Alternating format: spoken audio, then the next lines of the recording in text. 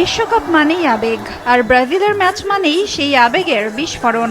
জাপানের বিপক্ষে নাটকীয় 2-1 ব্যবধানে জেতার পর রিও ডি জেনেইরোর কোপাকাবানা বিচ যেন পরিণত হয় বিশাল মঞ্চে।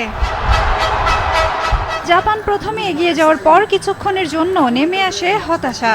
কেউ প্রার্থনায় মগ্ন, কেউ আবার নিঃশব্দে বড় পর্দার দিকে তাকিয়ে। কিন্তু ব্রাজিল সমতায় ফেরার পরই বদলে যায় পুরো পরিবেশ। শেষ মুহূর্তে জয়সূচক গোল হতেই আনন্দে ফেটে পড়েন হাজারো সমর্থক। ম্যাচটা খুব ভালো ছিল, তবে ভীষণ টেনশনের। জাপান দারুণ খেলেছে, তবে ব্রাজিলও ভালো খেলেছে। নেইমারকে মিস করেছি, কিন্তু সবচেয়ে গুরুত্বপূর্ণ হলো আমরা জিতেছি। অনেক সমর্থকের বিশ্বাস, শুরুতে ব্রাজিল কিছুটা আত্মতুষ্ট ছিল, তবে জাপানের গোল খাওয়ার পরই দলটি নিজেদের আসল ছন্দে ফিরে আসে। শুরুতে ব্রাজিল খুব একটা ভালো খেলছিল না। জাপান গোল করার পরেই দলটি জেগে ওঠে। আমি জানতাম ব্রাজিল 2-1 ব্যবধানেই জিতবে।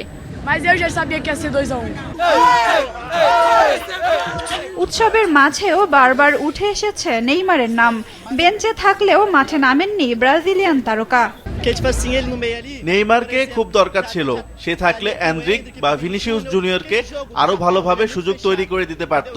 জাপানের মতো দলের বিপক্ষে তার ড্রিবলিং খুব কাজে আসতো। অন্যদিকে জাপানি সমর্থকদের চোখে ছিল হতাশা। শেষ মুহূর্তের গোলে বিশ্বকাপ থেকে বিদায় মেনে নেওয়া ছিল তাদের জন্য কঠিন।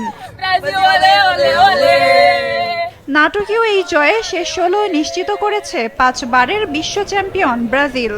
তবে সমর্থকদের বার্তা স্পষ্ট, শুধু জয় নয়, শিরোপার স্বপ্ন পূরণ করতে হলে পরের ম্যাচে আরও ধারালো ফুটবল খেলতে হবে সেলেসাওদের।